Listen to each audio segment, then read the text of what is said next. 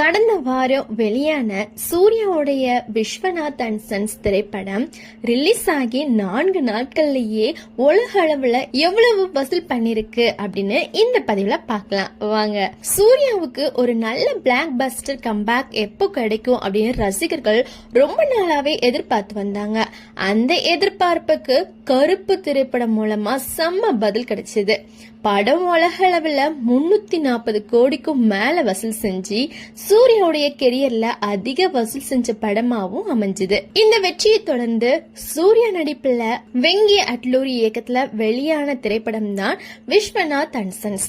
இந்த படத்துல சூர்யாவோட முதல் முறையா மமிதா பைஜு நடிச்சிருக்காங்க.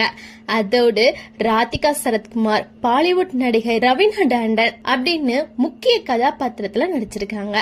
ஜிவி பிரகாஷ் குமார் இசையமைச்சிருக்காங்க. படத்துக்கு தமிழ்நாட்டுல கடுமையான விமர்சனங்கள் கிடைச்சாலும் தெலுங்கானா அதுக்கப்புறம் ஆந்திரால நல்ல வரவேற்பு கிடைச்சிருக்கு.